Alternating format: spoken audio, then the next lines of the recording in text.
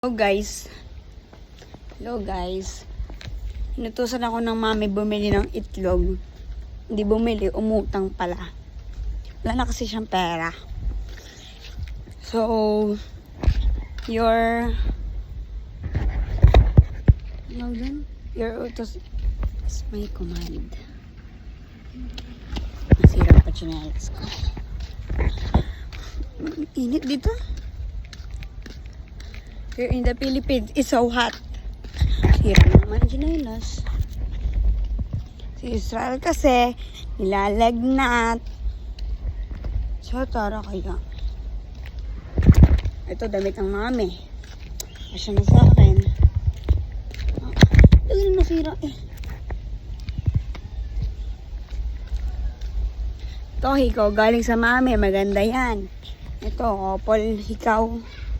With ganito. Tumatawagan dito ikang hinahanap nilang cellphone. Wala silang maghanap. Bibili na ako. Pabili po. Hindi Bible. Nakita ho nila si Jesus nagpakain ng libo-libong tao. Bibili. Utang. Go. Mami. Utang daw muna itlog. Tatlo, itlog. Sa mami. Nakita ho nila si Jesus. Umakyat ng bundok, sinama sila. Tapos, mantika, isang bote.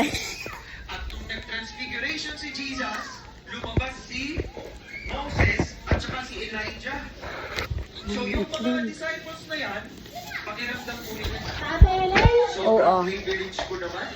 Sobrang bida ko naman. Di ba? Iba na, hindi sinama yun. Nakautang na. Magluluto na lang. Baka ako na naman ang paglutuin din. Sino ang chinelas?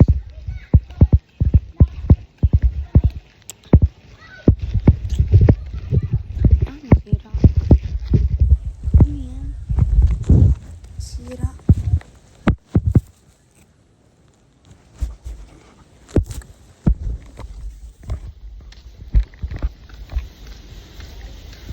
Papaganda na lang ako din eh. Wala na akong masabi.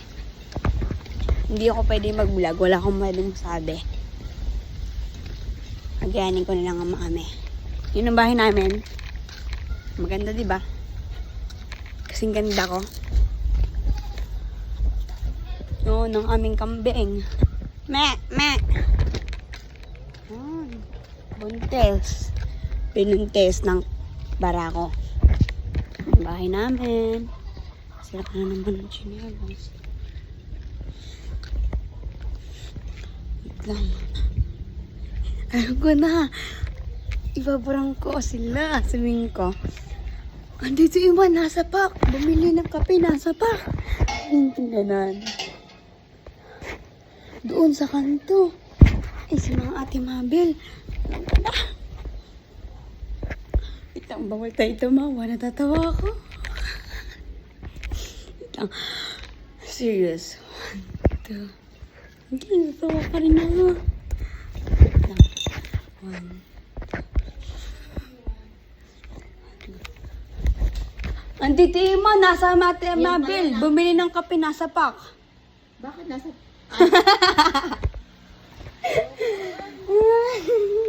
Nasa iyo pala